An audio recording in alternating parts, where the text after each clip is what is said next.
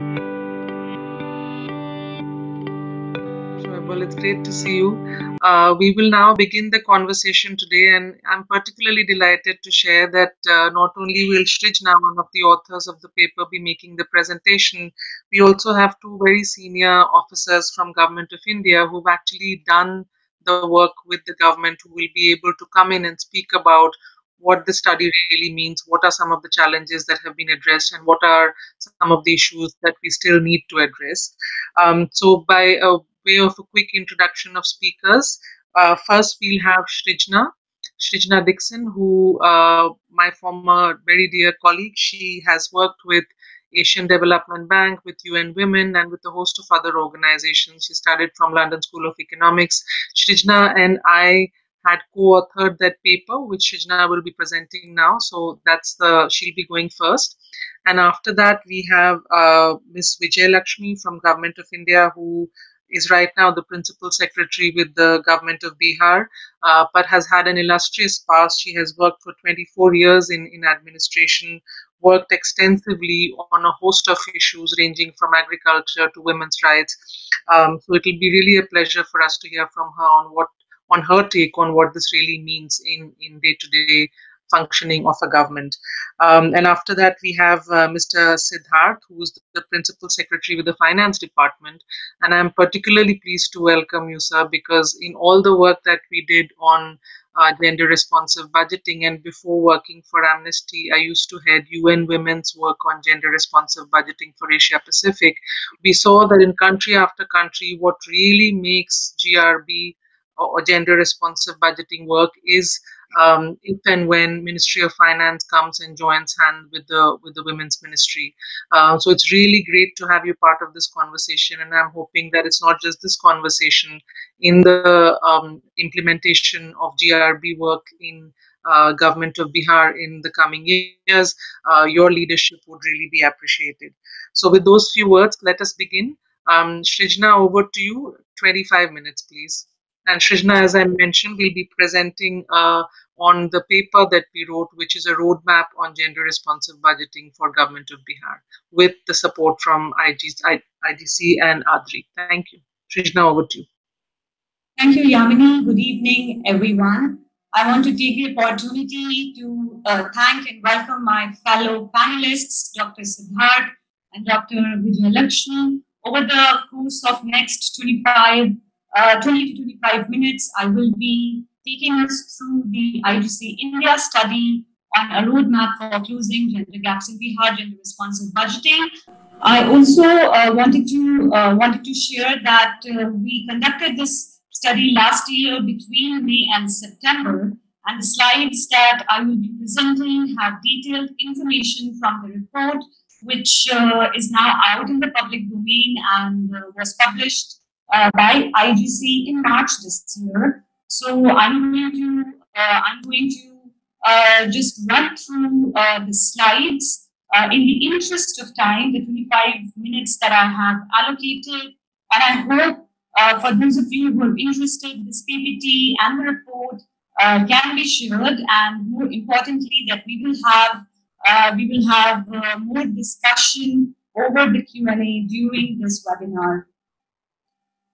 So I will be taking us through what gender responsive budgeting is for those of us, among the participants. Through this framework, I will be discussing the global status and commitments on GRB, the status of GRB in India and the States, and then I will take us through the IGC research, followed by the approach and methodology, the limitations, key findings, and towards the end, I will briefly discuss a proposed GRB architecture which we envision based on the study for the Government of Bihar, and I will highlight GRB mechanisms and role of key actors.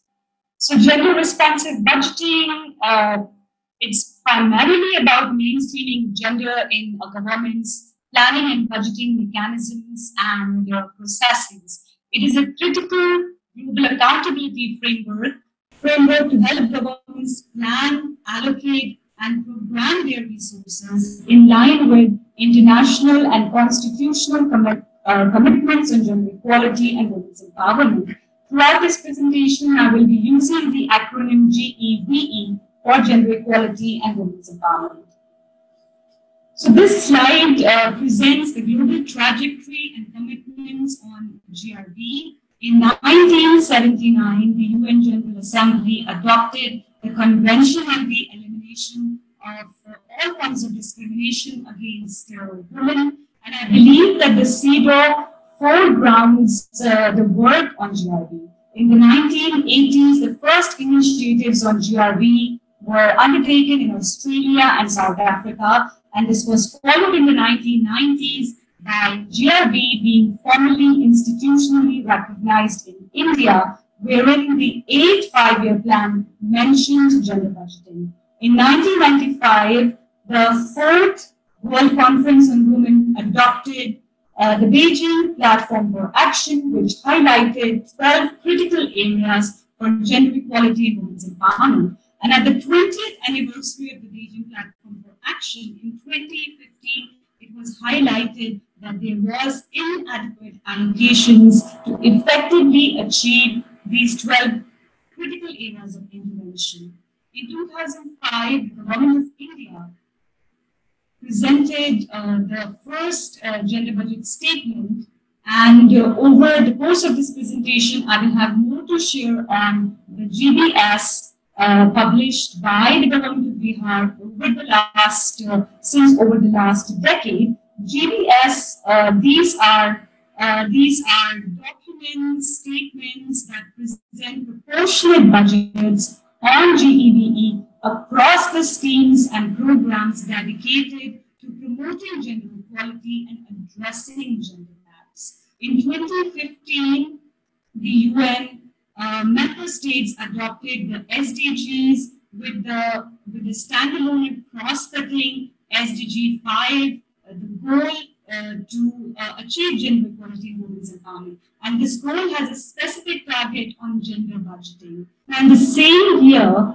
the Financing for Development Conference adopted the Addis Ababa Action Agenda. And this was a precursor to the SDGs, and this agenda affirms strong political commitments to address the challenge of financing at all levels for SDG, including GDP. And as of 2015, over 90 countries have been practicing GRB in one form or the other.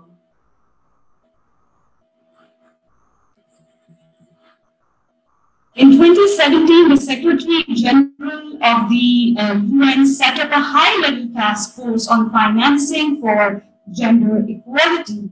And this task force is to look into the UN budget allocations and expenditures on GEVE. And in 2020, the UN has published a number of policy briefs expressing concerns on the disproportionate impact of COVID-19 pandemic on vulnerable populations, including women and girls. And specifically, the UN policy brief on women and girls warns that gender inequality may be exacerbated unless adequate social and economic recovery plans are designed and implemented with a gender lens. Now, this report, as I shared in the study, it was undertaken last year, but given that we're in the middle of a pandemic, I feel that it will be important and relevant for us to discuss the role of GRB in planning and budgeting in the new normal during the COVID-19 pandemic and even post-pandemic. We know globally that an estimated $10 trillion have been planned by governments to mitigate the economic and social impact of the COVID-19 pandemic. However, as yet, there is no systematic tracking of GEVE interventions. Also, the UN in its policy briefs warns that and recommends that every COVID-19 response plans and every recovery package and budgeting of resources needs to address the gender impacts. Now, with respect to India, and we know this from the IMF tracker, that a relief package of up to 10% of GDP has been announced, and this includes direct spending measures, including in-kind and cash transfers to lower income groups, including the elderly, widows, and women. Now, coming to the trajectory of GRB in India, in the 1990s, the 5-year plans recognized for the first time the need for GRB to be implemented across the board and across sectors. In the 2000s, both the Ministry of Finance and the MWCD and the Ministry for Women and Child Development have taken lead in mainstreaming GRB in the government's planning and budgeting. In 2017, the NITI Aayog, in its action agenda, calls for the need to evaluate the impact of GRB. And in 2018, the latest survey for 2018-19, the economic survey, mentions gender budgeting as a tool for gender mainstreaming. Now, with respect to the progress on GRB in the states, as per the latest MWCD report, there are 23 states and union territories, including Bihar, that have adopted GRB in one form or the other. The official adoption of GRB across these states have taken the form of committing to GRB in state policy, budget speeches, as you can see on my screen, and also setting up gender budgeting nodal centers and gender budgeting cells. Also, so far, 10 states, including Bihar, have been developing the gender budget statement. The nodal agencies for GRB across the states have included the WCD as well as the Department of Social Welfare, the Department of Finance, and the Department of Planning and Coordination. Now, coming to the study with the IGC, the research has two research questions that it asks. The first is, what are the key GRB processes and mechanisms institutionalized by Bihar? And the second is, to what extent Bihar's parent GRB architecture can be located within the state's overall planning and budgeting cycle. Now, before I discuss the findings from the report, this slide in a nutshell presents the GRB status in Bihar and the substantial progress that the state has made over the decades. The gender gaps, as you can see on my screen, in elementary schoolings have been narrowed. Maternal mortality rate has declined from 2008 for 1 lakh births in 2011 to 130 in 2016. Also, Bihar is among the 4 states in the country with 11% of its members in the legislative assemblies that are women. However, the women's labor force participation rate in the state is about 5.7% compared to 48% for males, and it is one of the lowest in the country. Also, the NITI Aayog, I believe in 2019, in its SDG baseline index report, which spans across 13 SDGs and 62 priority indicators, has given a score to all states, and Bihar has been given a composite score of 48 over a range of 0 and 100 across the SDGs and a score of 24 on SDG 5. Now, this slide, I do not want to spend too much time in it. However, this is the slide from the NITI Aayog's SDG baseline index report. And what this slide presents is the NITI Aayog's composite score for Bihar across SDG 5 targets and indicators, as you can see. So, for example, for target 5.1, to end all forms of discrimination against all women and girls, the national target value for 2030 set in the baseline is 954, and Bihar's current status for sex ratio at birth is 908, and the composite score that NITI Aayog has accorded Bihar against sex ratio at birth in the baseline is 62. Now, with respect to the approach and methodology for this report, we reviewed existing literature on the status of GEV in Bihar. The gender budget statements were one of the primary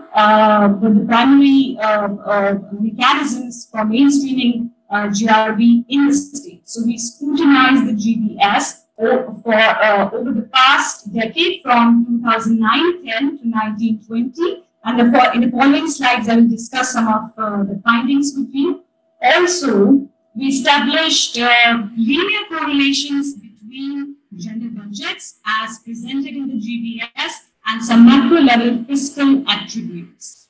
There was a limitation that we faced here since we analyzed the GBS over the last 10 years, which is what was available in the public domain. Although we tried to also draw multi-covariate regression functions, these were tested to be statistically insignificant. So what I will be sharing in terms of findings will be a descriptive analysis and not an inferential analysis of the work. Also, with the help of IGC Bihar, a number of inception meetings were held with key state departments and institutions to understand their existing and potential role in strengthening GRB in the state. In trying to envision a GRB architecture for the state, we referred to the UN Women framework for GRB, which you can see on this slide. And what this framework essentially theorizes is that with the engagement of relevant actors, which you see in point A, and with the setting up of institutional mechanisms in point B, there will be an enabling environment, which is point C, for achieving gender equality, which will thereby contribute to gender responsive policies, which is mentioned in point D, and generating evidence for measuring impact of these policies in women and girls, which is point E. So we referred to this framework to envision and propose a GRB architecture for the state of Bihar on GRB. Of course, we did encounter challenges and limitations. For example, since the GBS, or the Gender Budget Statement, is the key institutional GRB mechanism in the state, we relied on the GBS and drew linear correlations, as I stated in my previous slides. And since we were limited with the time series data for GBS, the regression results that we drew led to statistically insignificant findings.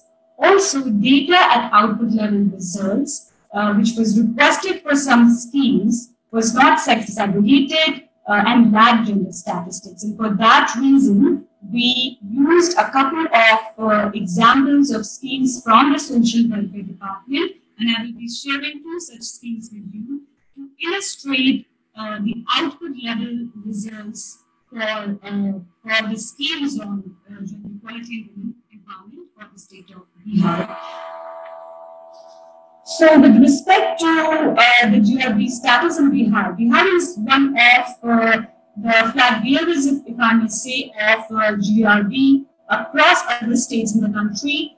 It's initiated its first GRB intervention in 2008 by publishing a gender budget statement, which was developed and tabled in the Legislative Assembly alongside the state budget. And since 2008, the state has been annually publishing and making available in the public domain the gender budget statement alongside the other budget documents for the state. In 2014, the state women empowerment policy mentioned GRB as one of its key objectives. In 2016, the Gender Resource Center within the Women Development Corporation was established as a nodal agency for gender budgeting. In 2017, the state's SDG vision document recognized and mentioned GRB towards making provisions of gender budgeting in plans and promoting women's empowerment. And in 2019, there were 20 departments published their schemes in the GBS. So from 12 departments in 2008-9, the number has now increased to 20 departments. Also, the latest Economic Survey of 2018-19 provided an overview and summary of GRB in the state. Now, this slide presents percentage gender budgets to states' GDP over the last decade. So from this slide, you can see that the Bihar's GSDP, which is the graph to the left, increased between a range of 11 to 30% during this period. And general budgets for these years have ranged between 2 to 5% of the state's overall GSDP estimates. Also, the growing trend of general budget percentages to overall GSDP has been established with a strongly positive linear correlation, which you can see to the graph on the graph to your right between GSDP and general budgets. So this is indicative of influence of general budgets on fiscal space and vice versa. And these are descriptive findings. However, further research to establish inferences would be relevant in the coming future. This slide has two graphs. The graph to your left presents percentage gender budgets to the total state budget estimates, whereas the graph to your right presents percentage gender budgets actual. So actual percentage gender budgets to the total actual budget as budget of the state. The state's overall budgets increased between 3 to 27% during this period, and general budgets have ranged between 7 to 15% of the state's overall budgets. So in 2019, general budgets were 15% of the state's overall budget estimates. Also, the percentage general budget actuals, which you see to your right, were between 10 to 11% of the overall state budget actuals. Now, this is a slide which presents two parts of the general budget statement. For those of you who may not know, the Bihar's GBS, like the GBS for other states as well as for the Government of India, has two parts. So part A includes those schemes which allocate 100% budgets towards GEBE, and part B includes those schemes across departments which allocate anywhere between 30% and less than 100% of budget allocations to GEBE. And as you can see from the slide and on the graph, part A and part B, they have formed about 30 to 40% and 60 to 70% of gender budgets respectively. This means that part B has made up to 70% of the total budgets, whereas part A has contributed up about 30%. With only a few exceptions, which you can see on the screen, almost all the years have exhibited percentage increases for both part A and part B from the preceding year. Also, allocations under part A increased to their highest. So they were highest for part A in 2016 and highest for part B in 2019, the last year's budget. Now, this slide presents some information on the department-wise allocations for gender budgets within the Government of Bihar. So, as I stated earlier, last year, about 20 departments published their budgets on the GBS, and the largest proportions, which is about 80% of the total GBS, has come from 4 departments. And this includes rural development, education, social welfare, and health department.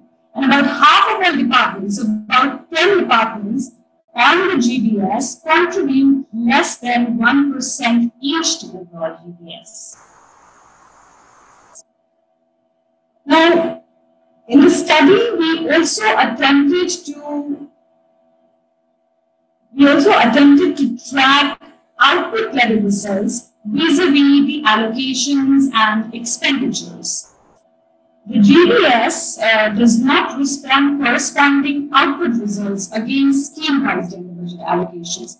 What it reports are the budget estimates and budget actuals across departments. While achievement reports of the Ministry of Finance do present actual budgets, these did not tally only in some cases with budget actuals in the gender budget statement. Also, the achievement reports present output results, but these were not disaggregated by sex for Part B schemes, especially for Part B schemes. Since for Part A schemes, all allocations are contributed to GEVE, 100% of the budgets reach GEVE interventions.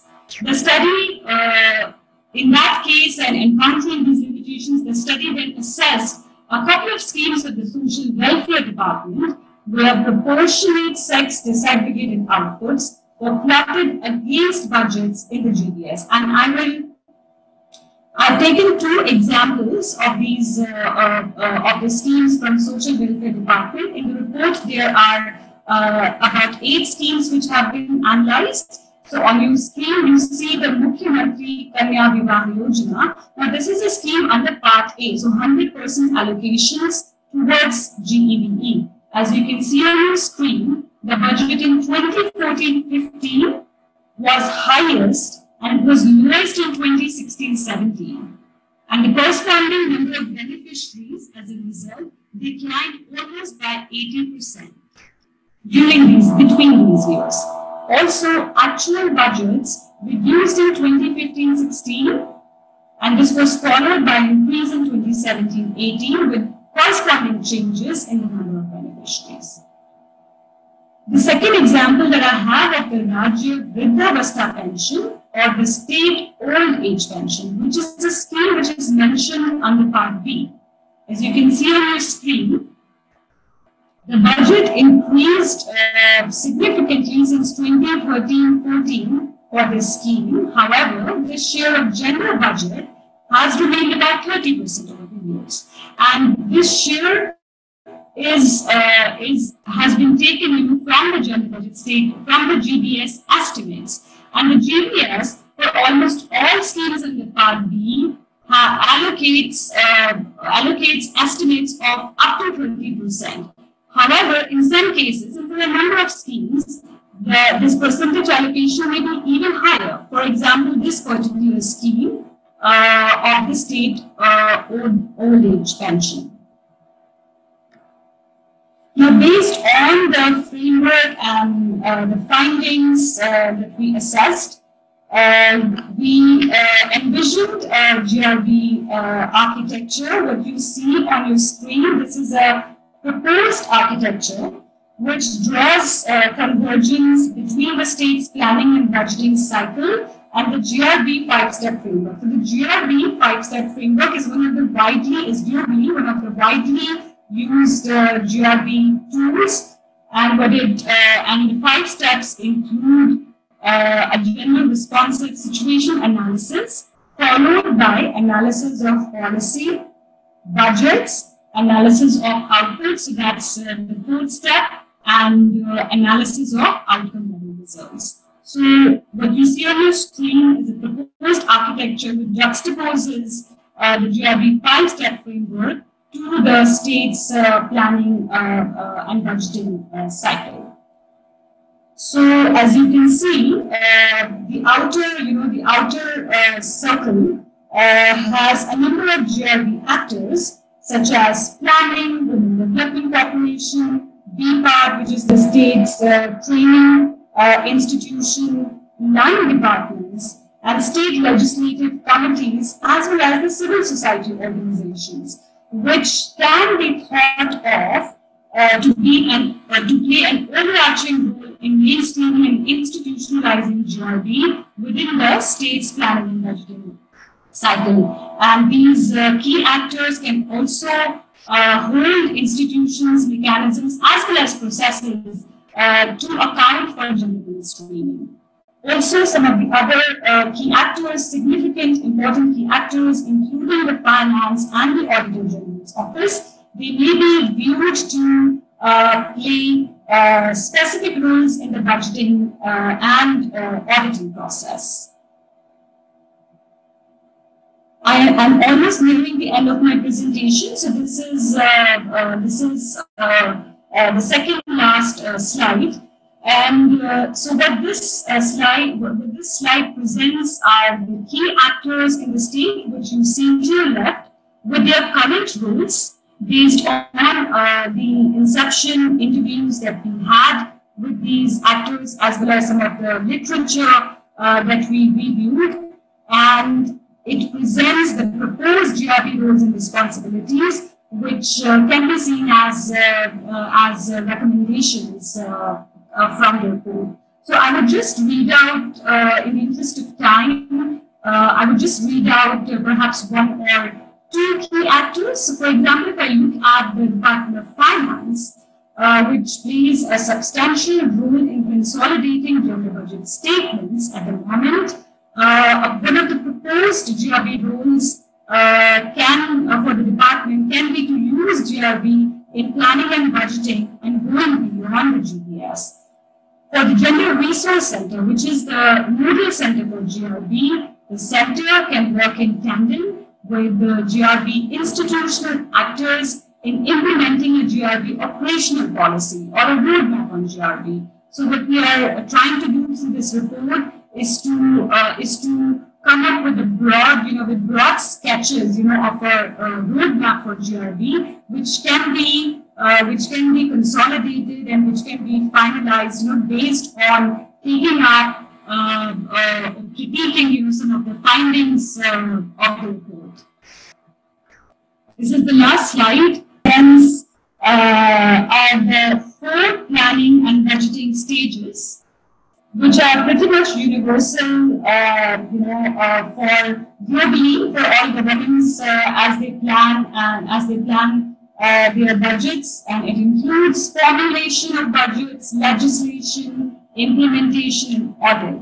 So this slide presents the 4 planning and budgeting stages alongside the 5-step framework, and with the key potential institutional actors and the key milestones that they can achieve for GRB in the state of Bihar. So if I'm to just read out the formulation stage as an example, as per the 5-step framework, at the formulation stage, it will be critical to assess the situation from a gender lens and assess policies and guidelines that address gender equality.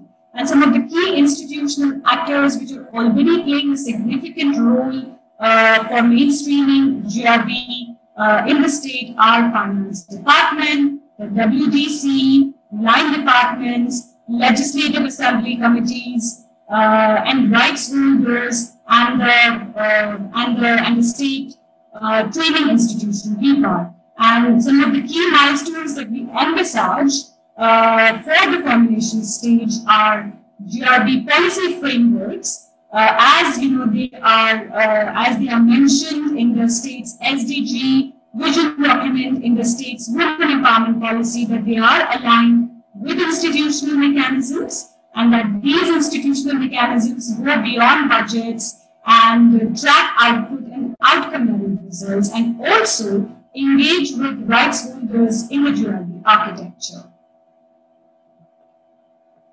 Thank you, and I conclude my presentation. Thank you so much, Regina. That was excellent. I think you presented the key findings in a very lucid manner, yet you kept it very substantive. So thank you so much for that. Srijana, in her presentation, made some very clear recommendations. But also we know that the government of Bihar is one of the states which started very early on GRB. It's been almost a decade. So in these years of the work, I mean, I know that the government does a lot more than gender responsive budgeting, but in the work on GRB more specifically, what are some of the biggest stumbling blocks or challenges?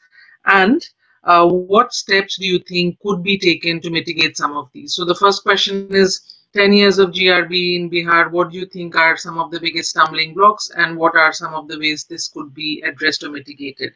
And the second question, and probably this will be more relevant to you, Dr. Siddharth, is that, as I mentioned at the beginning, GRB has really prospered and done well in countries where all important actors have come together to do GRB together.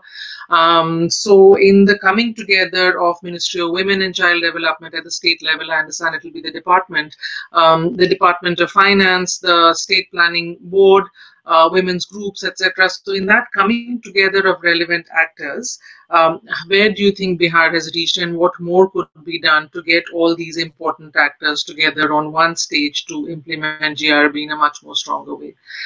Thank you, Srijana. Let me appreciate you for that excellent presentation, first of all.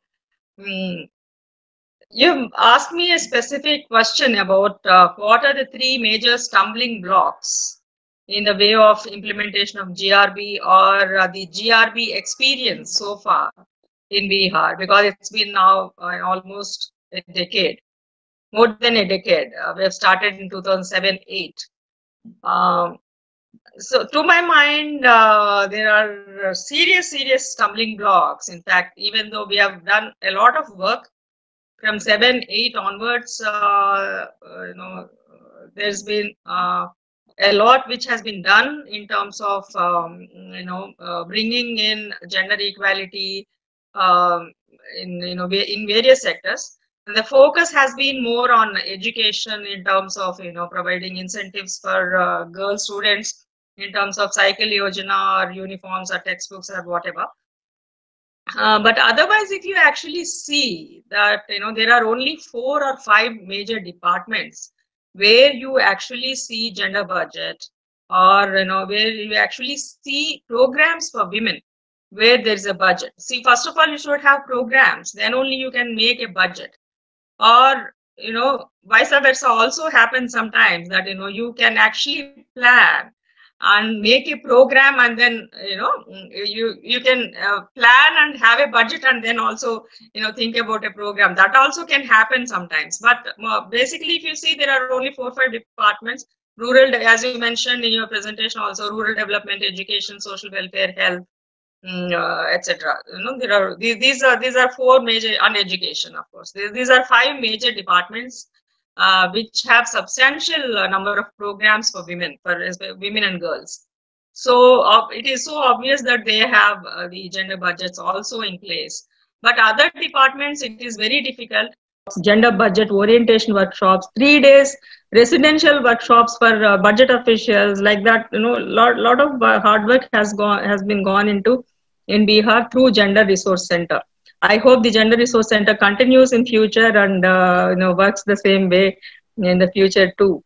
And when it actually, you have asked me about 3 major issues. What are 3 major stumbling blocks?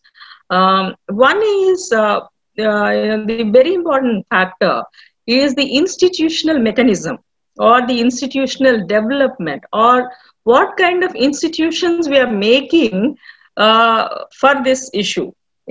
When I say institutional development, it is not just the mechanism in which Srijana spoke about, making a gender statement or gender GBS. She said GBS is an institutional mechanism. But to my mind, what is very important in Bihar is that you should have a separate women and child development department, which we don't have as of now. So all women's issues are handled by the social welfare department, where there are n number of other issues. The social welfare department, its major focus is on ICDS. Of course, it is very, very important, but ICDS comes first. And then the social security pensions and old age pensions, other social security pensions and disability issues, these are also there. So for women's issues, there's no focus. Only WDC is there, and that too with very little staff, and those staff are not permanent staff. They are on contract basis, and lot of issues, lot of vacancies. So if you are really interested in gender equality, you should have a strong institution first. So you should create a department, separate department for WCD, and then bring both ICDS and WDC under one department, and put a good officer there and run that, and have good fill all those vacancies and things like that. Unless you have an institution to run the programs, you just leave it on a corporation. Sometimes if there are good officers, it works or it functions well, otherwise it doesn't function well. So this is the kind of a situation. So that is one very important issue. Even after so many years, of our development story, we couldn't create a department separately for women and children in this state. That is one very important institutional development comes to mind. The other thing is, as I said, awareness. We continuously struggle to change the mindset. And even in one of the health workshops, there were certain questions like, even officials have a lot of, bias against these issues. So it was difficult, changing their mind to think about these issues.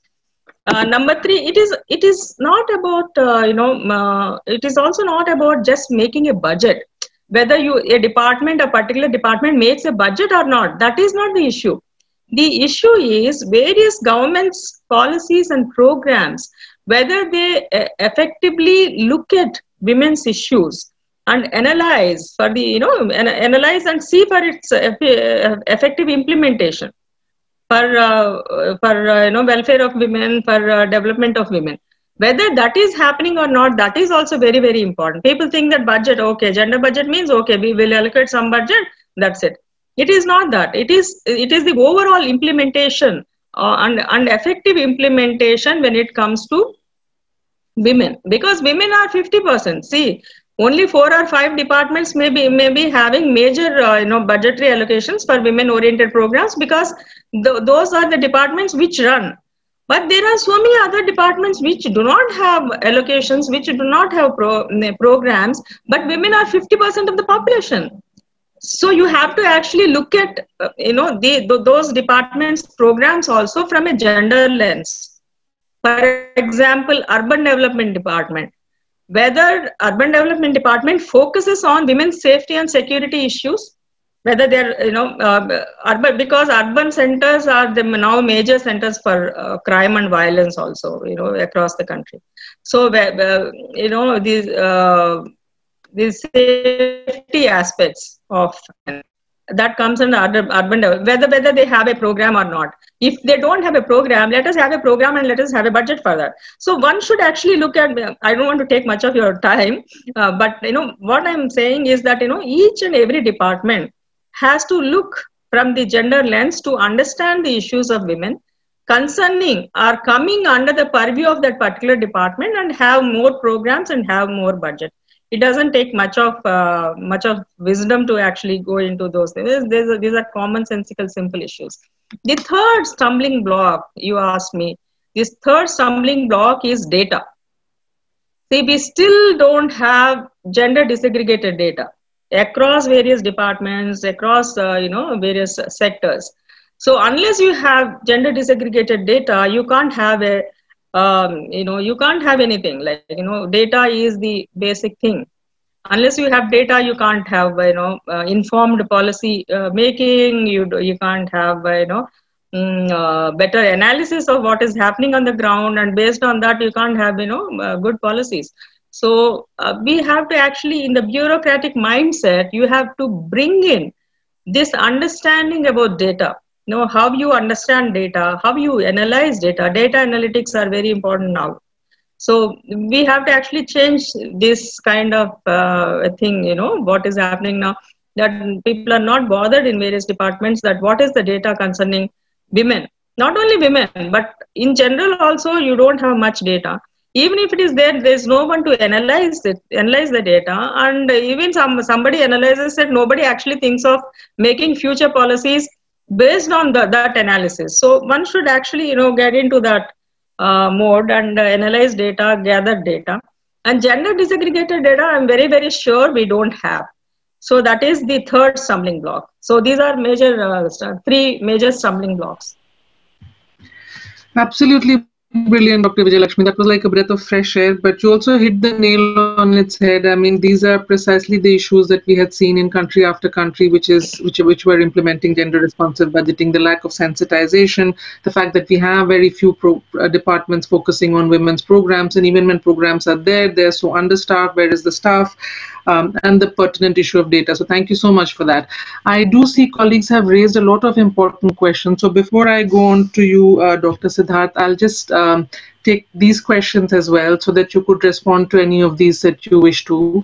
So the first question is for all panelists, the three questions, and I think Srijna, you might be better placed to answer these questions, which is, do all schemes included in Part B have number of women beneficiaries? Are schemes selected in Part B compatible with the objectives of GRB? And has Kanya Vivah Yojana not been promoting gender stereotypes of a society that is against the norm of gender equality? Very interesting questions. The second question is, the third question is from Ayushman Karol, who says, in order to make GRB effective, states need to adopt bottom-up approach through convergence of resources. Can Bihar lead the way? So 2 points here, bottom-up and convergence, which is something that I'm hoping Dr. Siddharth or Dr. Vijayalakshmi could come in the second round.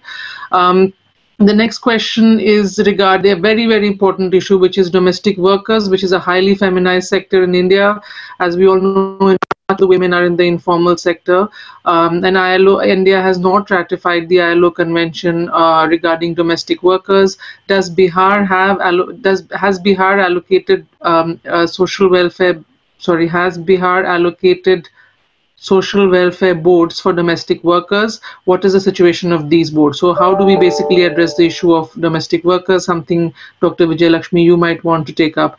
And then the last two comments are for you, Srijna. Srijna, going forward, you can also analyze GPDP plans over the last 5 years to understand how actually gender issues reflect in planning stage, and here the vicious cycle begins. Again, something that Dr. Vijayalakshmi had also reiterated, that before beginning with budgets, we have to look at the planning and the programming stage, which is very important. And the last question is around gender report cards, which department published in 2019, was very informative. So that's just a compliment to the work that Dr. Vijayalakshmi, you and Dr. Siddharth have done as the government of Bihar. And the last point is appreciation for your inputs, Dr. Vijayalakshmi, and saying that can the issue of gender disaggregated data, especially for those infected by COVID-19, can that be accessed and can that be released on a daily basis, but missing the critical gender data? Lack of gender disaggregated data is giving rise to all kinds of speculation. So I do have a specific question on COVID, but we'll take that in the second round. Over to you, Dr. Siddharth. Anything that you might want to say on these two issues? And because we started a little late and we're running a little late, Dr. Siddharth, and we do want to go for a second round. So if you could please wind up your inputs in this round in say 5 to 7 minutes, and then we can have time for another round. Over to you, sir. If you see the budget can be divided in two parts. I mean, broadly we have a capital and a revenue budget. But if you don't go by that classification, you go by a classification of social sector and sectors where assets are formed. Social sector would mean old age pensions, labor, employment. It should also mean social security and various program-related programs. That is one sector. And the other one is, the other sectors are road, electricity, and where assets are created. So if you see both these sectors, most of the budget as far as gender allocation is concerned is under the social sector. Maybe old age pension, where you can identify that X number of women were given, or the child, wherein so many children were admitted to school. But in case of roads, buildings, irrigation, which forms a large part of the budget, that is a place where this division has not been able to be made. And if you see the paper also, it talks about a very low allocation in such sectors. So that is still a matter of concern.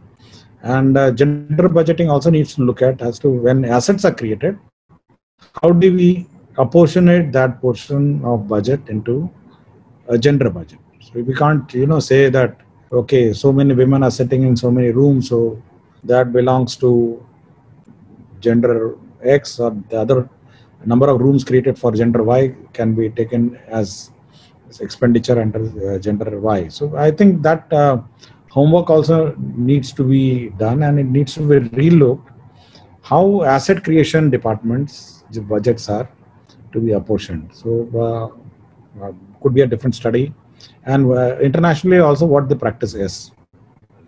The second part is the most difficult part is that when we make a budget, the budget is based on an estimation of resources. So we have a resource estimation maybe of 2 lakh 10,000, 2 lakh 11,000 crores, which is the resource estimation for the year 2020-21. But then the resource shortfall affects the performance of the budget implementation. Suppose you have a budget of 2 lakh 11,000 crores and you only have a budget of about 1 lakh 60 or 1 lakh 80,000 crores. Now, how do you apportion this budget, this resources against the published budget? So that is a major challenge, And I was talking to IGC and NADRI and CPPF at one point in time to actually study that whenever the constraints of resources come, how does this gender budget also perform? It is possible that the cuts are on the asset side, maybe roads, buildings, and irrigation projects, or the cuts are on the sides of the deduction is on the side of the social welfare scheme. And since social welfare schemes mostly are beneficiary driven, where cuts do not happen, the cuts usually happen in areas where assets are created, where assets related creation. So we are yet to study this aspect, that whenever there is a shortage of budget, how does gender budget actually perform? And I think CPPF is already into it, studying. Some of the faculty members there are on studying these issues.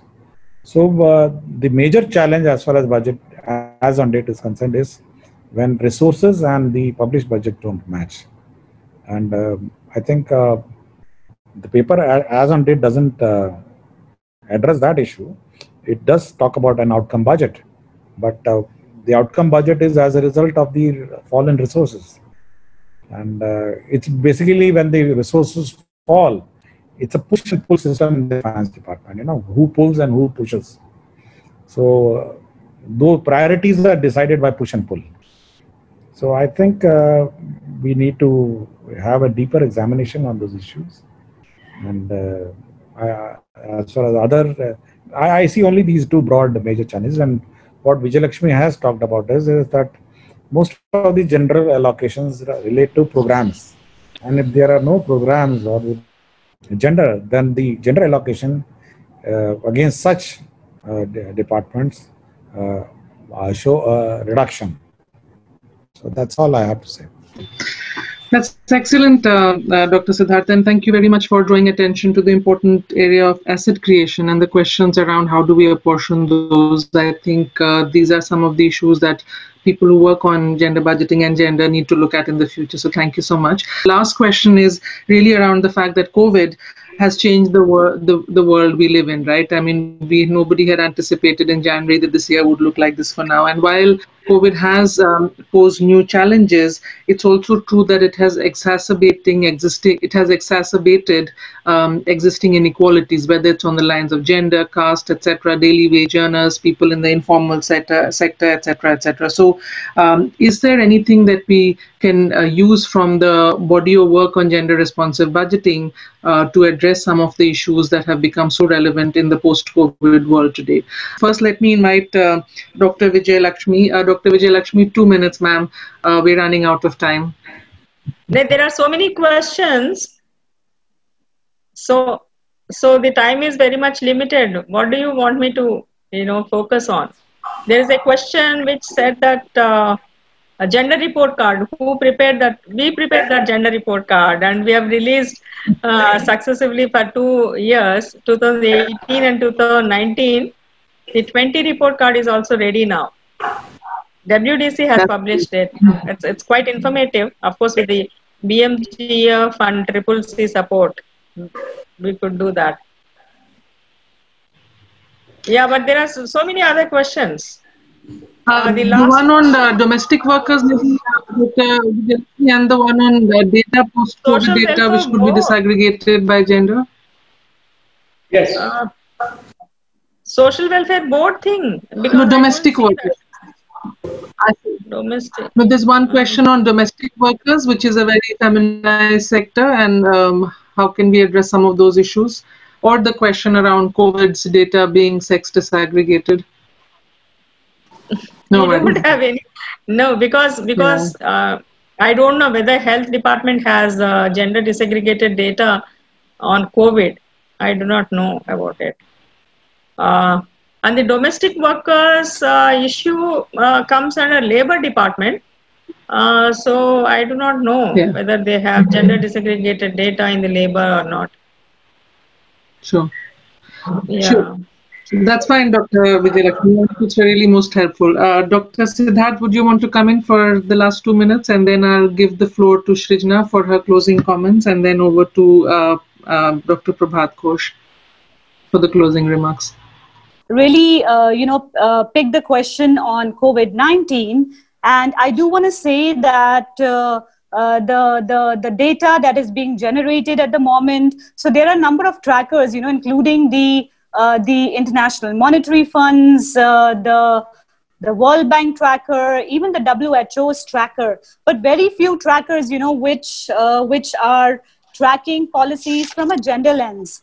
And interestingly, we do have the UNDP and UN Women Tracker, I believe, which was inaugurated just a couple of weeks back.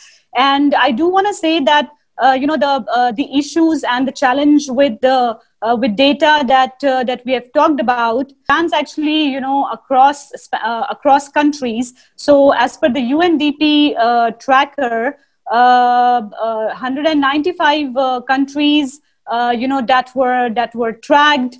So of the 195 countries and over 1,500 interventions that have come in the context of COVID, of the COVID pandemic, only about 40% were found to be gender sensitive.